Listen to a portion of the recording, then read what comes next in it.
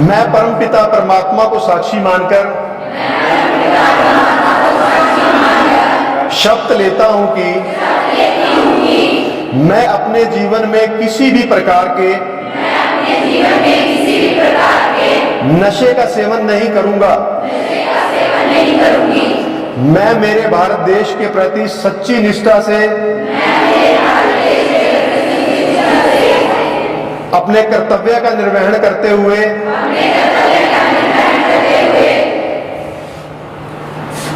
अपने परिवार के सभी सदस्यों और रिश्तेदारों को भी नशा ना करने के लिए प्रेरित करते हुए वादा करूंगा। मैं अपने जीवन में समय कोई भी नशा नहीं करूंगा।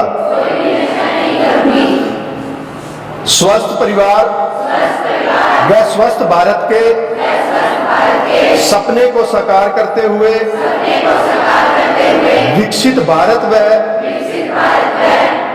स्वस्थ भारत बनाने में अहम भूमिका निभाऊंगा। जय Hind.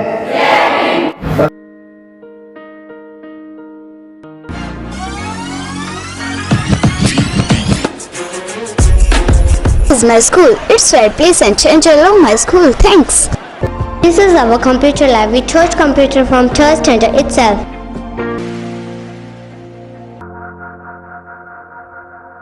This is a school where my dream come true. प्राचार्य जी के आदेश थे, मैडम मंजू जी के पास जिम्मेदारी रहती है, मेरे पास भी जिम्मेदारी रहती है। तो सर ने जब डिस्कस किया तो हमने कहा कि सर आप निश्चिंत हो जाइए।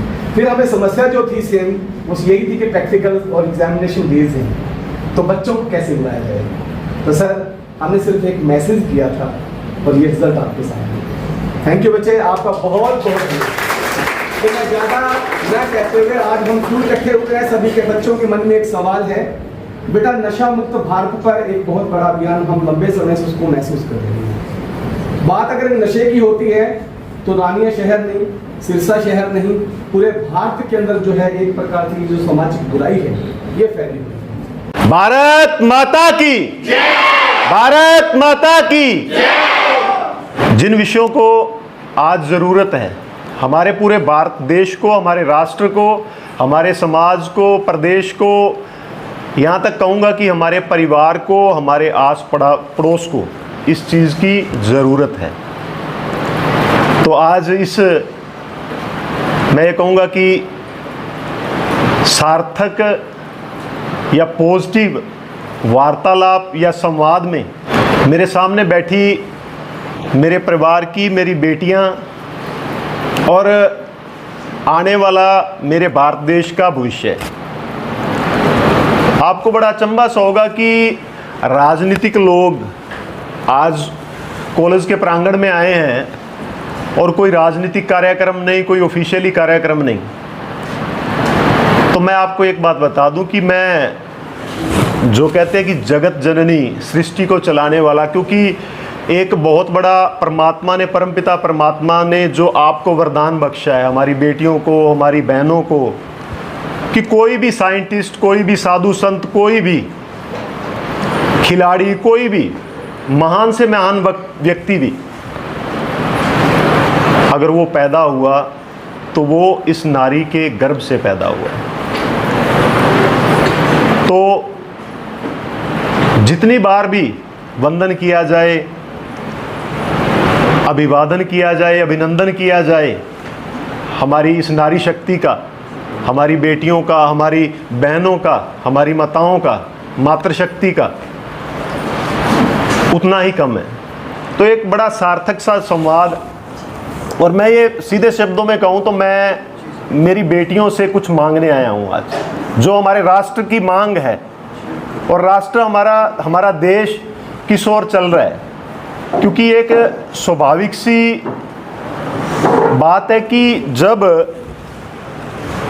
देश की बेटियां जिस ओर चल पड़े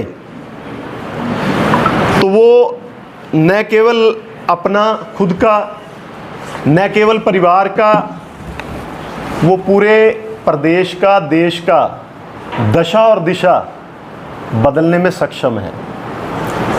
और अगर हम बात करें हमारे देश की बेटियों की, तो हमारे देश की बेटियां तो इतनी, हमारे भारत देश का इतिहास से ही, पुरातन समय से ही, रानी लक्ष्मीबाई जी और बहुत सारे ऐसे इतिहास हैं, चाहे वो राजनीतिक क्षेत्र में लगाएं इंदिरा गांधी जी, चाहे वो अलग अलग क्षेत्रों में लगाएं सरोजनी नायडू जी, खेल के क्षेत्र में लगाएं तो अपने ज़िले से हमारी बेटी सविता पूनिया, बच्चन कौर, ऐसी ऐसी हमारी बेटियां, ऐसी ऐसी हमारी बहनें आगे निकली जिन्होंने राष्ट्र का नाम विश्व स्तर पे परचम लहराने का काम किया। और उसी फील्ड में अगर मैं बात करूं, हमारी बेटियां सामने बैठी हैं, तो बेटियों का रोल जो है आज विशेष रूप से हमारे भारत देश को 1947 में अंग्रेज़ों से आज़ादी ज़रूर मिल गई, मगर नशा, जातिवाद, भ्रष्टाचार आज भी हमारे देश को, हमारे राष्ट्र को जकड़े हुए हैं। तो उस परमात्मा ने आपको वो वरदान दे रखा है नारी शक्ति को, तो आप ये भी मान के चलो कि आपका जिम्मेवारियां, मेरा खुद का ही नहीं, ये पूरे हिंदुस्तान का मानना है कि नारी पे जो जिम्मेवारी होती है, क्योंकि उसके रूप भी बदलते हैं, बेटी का रूप, बहू का रूप, माँ का रूप, जैसे जैसे एज बढ़ती है नारी के रूप भी बदलते हैं, उसकी जिम्मेवारियां भी बदलती हैं, और उन जिम्मेवारियों के साथ एक अच्छे राष्ट्र का, एक अच्छे देश का नारी निर्माण भी करती है। तो आज कोई राजनीतिक विषय नहीं, एक पारिवारिक नाते मैं आपसे बात बड़ी साझी करना चाह रहा हूँ। और मैं ये कहूँगा कि मैं साझी नहीं, मैं मांगने आया हूँ आपसे। वो क्या चीज़ मांगने आया हूँ, जो हम ये बात कर रहे थे, और आप में से कितनी ऐसी हमारी बेटियाँ हैं जो ये मानती हैं कि आज नशे के प्रति जागरूकता की बहुत ज़्यादा ज़रूरत है। कितने बच्चे ये मानते हैं कि जागरूक होने की ज़रूरत है? लगभग हम सभी लोग ये मानते हैं कि हमें जागरूक होने की ज़रूरत है। और कितने बच्चे ऐसे हैं, कोई संकोच नहीं करूँगा, क्योंकि जब हम आपस में परिवार के नाते हम अपनी बेटियों से बात कर रहे हैं, तो पारिवारिक मेंबर के नाते हमें ये कोई संकोच नहीं होने। कितने ऐसी हमारी बेटियां जिनके परिवार में उनके पिता, भाई किसी नशे के आदी हैं, या दारू का सेवन करते हैं, या कुछ इस तरीके का कुछ है। कोई हैं ऐसे बच्चे?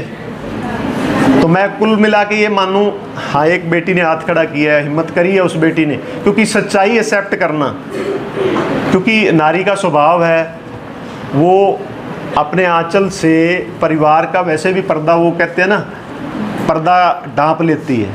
अगर कहीं लगे ना उसको कि मेरे परिवार पे आँच आने वाली है, मैं आँच की बात नहीं कर रहा, मैं एक पारिवारिक नाते इसलिए कर रहा हूँ क्योंकि हमें उस चीज़ का पता चले जो मैं आपसे वार्तालाप कर रहा हूँ, संवाद कर रहा हूँ, कि वो मेन विषय क्या है, हमारी संस्कृति क्या है, हमारे संस्कार क्या हैं, हम किस ओर जा रहे हैं, हमारा देश किस ओर जा रहा है।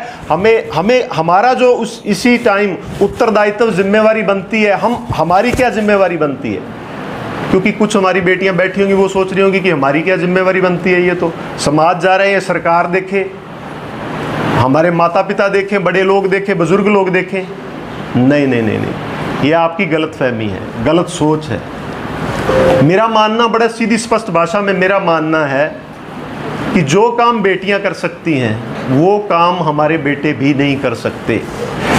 बेटा, मैं ये मानता हूँ कि बेटा बड़ा मजबूत होता है, बेटा लोहे के समान होता है। हमारी बेटियां सोने के समान या डायमंड के समान होती हैं। आप मानते हो ये? yes, अपने आप को कीमती मानते हो ना बेटा? yes, हाँ, तो क्यों हमारी भारतीय संस्कृति भी ये कहती है कि भजन भोजन और नारी पर्दे के अधिकारी। सुना होगा ये आपने, आम एक छोटा सा कथन है। तो वो पर्दे के अधिकारी क्यों कहते हैं? क्योंकि हमारी बेटियां बड़ी अनमोल हैं। बेटे वो बड़े मजबूत है, लोहे की तरह, वो बारिश में छोड़ दे, खुली हवा में छोड़ दे, जहाँ मर्जी छोड़ दे, माता पिता को फिक्र नहीं होता। मगर बेटियों की चिंता होती है। और बेटियां, हमारी संस्कृति वही कहती है कि बेटियों का मान सम्मान आज भी हमारे देश में, राष्ट्र में वैसा ही है। और अगर दूसरी बात करें, बेटा अगर जिद कर ले तो शायद माँ बाप पूरा ना करें। अगर जब बेटी जिद कर ले तो कोई माँ बाप, कोई भाई, परिवार का मेंबर, कोई रिश्तेदार ऐसा नहीं है जो बेटी की जिद के आगे जिसको झुकना नहीं पड़ता। मैं ये बड़े गर्व से कहता हूँ, क्योंकि बेटी की जिद जब होती है तो वो हमेशा अच्छे के लिए होती है। बेटी की जब जिद होती है तो वो अच्छे के लिए होती है, परिवार के भले के लिए होती है, देश के भले के लिए, राष्ट्र के भले के लिए होती है। तो आपके परिवार से मैंने इसलिए पूछा था कि परिवार में, रिश्तेदारी में कितने बच्चे हैं जिनके रिश्तेदारी, रिलेटिव आगे वो नशे का सेवन करते हैं या कुछ इस तरीके का। एक बार मैं और कहूँगा कि जिनके आगे परिवार, आपने परिवारों पे एक बेटी ने हाथ खड़ा किया था, मेरे को बड़ा अच्छा हुआ, अच्छा लगा, क्योंकि सच्चाई को स्वीकारना बहुत बड़ी बात होती है। आगे रिश्तेदारियों में इतने कितने लोग हैं जो आगे नशे का सेवन करते होंगे। रिश्तेदारियों में हैं आप, बच्चों में से किन्हीं की रिश्तेदारियों में कोई लोग हों जो नशे का सेवन करते हैं। चलो छोड़ो, आप उस विषय पे जाएंगे तो बच्चे संकोच कर रहे हैं, पर संकोच करने की बात नहीं है बेटा। अब मैं अगली जो बात कहने जा रहा हूँ वो ये कहने जा रहा हूँ कि जैसे आप जिद करते हो, आपकी ज़रूरत का सामान होता है, कोई पढ़ाई का सामान होता है, कोई रोज़मर्रा ज़िंदगी की रोज़मर्रा का जो आपकी ज़रूरतें हैं उसका सामान होता है। आप माँ बाप से जिद करते हो या नहीं करते आप? या माँ बाप पहले ही आपकी ज़रूरत का सामान जो आपको दिला के रखते हैं, बेटी का पूरा ध्यान रखते हैं, ध्यान रखते हैं ना? तो अब मेरा यही जो मैंने आपसे मांगना था ये था, जिद करके हमने बदलना है। अगर हमारे परिवार में से कोई गलती से नशे का सेवन करता है, चाहे वो किसी भी प्रकार का नशा है, वो चिट्टे का भी हो सकता है, स्मैक का भी हो सकता है, अफीम का नशा हो सकता है, बुक्की का हो सकता है, दारू का नशा हो सकता है, शराब का नशा हो सकता है। तो अब जब आप लोग जिद करके मनवाओगे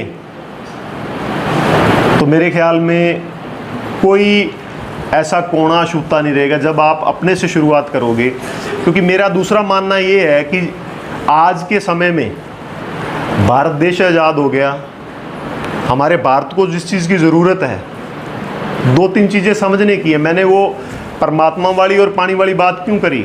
इसलिए करी क्योंकि मोस्टली जो आज हमारे समाज में, हमारे देश में जो जहर फैलाया जा रहा है वो जाति पाति का और नशे के नाम पे।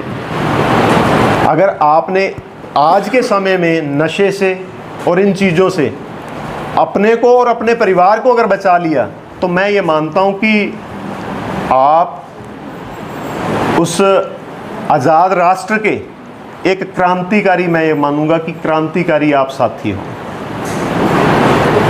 और आपकी जिद,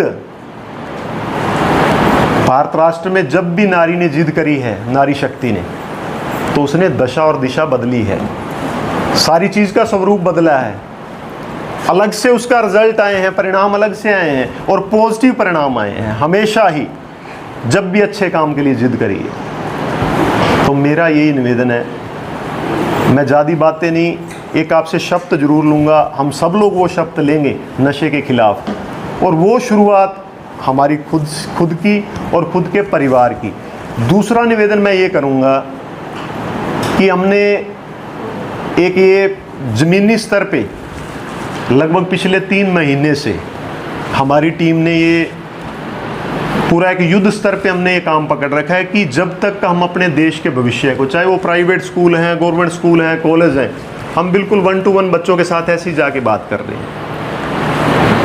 जब तक हमारे देश का भविष्य हम सुरक्षित नहीं करेंगे तब तक मेरा ये मानना है कि सरकारें, समाज, धार्मिक संस्थाएं, वो अपने अपने लेवल पे, अलग अलग स्तर पे, सरकार ने भी बहुत से कार्यक्रम चला रखे हैं, सामाजिक संस्थाओं ने भी बहुत से चला रखे हैं, धार्मिक संस्थाओं ने बहुत बड़े लेवल पे इसको रोकने का प्रयास कर रहे हैं, मगर असफलता कहाँ मिल रही है? क्योंकि हम सब लोग ये समझते हैं कि जिम्मेवारी सरकार की जिम्मेवारी है, सामाजिक संस्थाओं की, धार्मिक संस्थाओं की जिम्मेवारी है, हम ये बात कह के छोड़ देते हैं। मैं ये मानता हूँ आप खुद और अपने परिवार को, और अगर उसके बाद अगर आप में समर्थता है तो आप अपने रिश्तेदारों को अगर इन बुरी चीज़ों से, बुरी ताकतों से बचा लें तो भारत के विकसित राष्ट्र निर्माण में आपका अहम क्रांतिकारी योगदान होगा। मेरा ये मानना है। होगा कि नहीं होगा बेटो? होगा ना? अगर आप ये बात मानते हो, दिल से स्वीकारते हो, कोई राजनीतिक नहीं, कोई उस तरीके की बात नहीं, ये हमें बीड़ा उठाना ही पड़ेगा। जब तक हम इस चीज़ को ज़मीनी स्तर पे खुद को और खुद के परिवार को सक्षम नहीं बनाएंगे, इस नशे से दूर नहीं करेंगे, तब तक हम उस जो विकसित भारत की कल्पना करते हैं, कि आज़ाद भारत की कल्पना करते हैं, तो इस नशे रूपी दैत्य से भी हम इसकी कल्पना नहीं कर पाएंगे। और वो आप मैं ये मानता हूँ, इस कड़ी के बिना, आपके सहयोग के बिना वो सफल नहीं होगा। क्योंकि जब तक हमारा ये नन्ही नन्ही पौध जिन्होंने आगे जा कर के हमारे देश का खिलाड़ी के रूप में, आईएएस के रूप में, राजनीतिक स्तर पे, अब तो मोदी जी ने भी अभी पीछे नारी शक्ति वंदन के नाम पे बिल जो है 33% आपको वो राजनीतिक आरक्षण देने का भी सोच लिया। चलो किसी कारणों से वो एक राजनीतिक बात मैं नहीं करूंगा यहाँ पे, पर मैं ये बात जरूर करूंगा कि हमारी बेटियों के लिए, हमारी नारी शक्ति के लिए, कि आपका मान सम्मान पूरे देश में नहीं पूरे विश्व में किस तरीके बढ़ सके।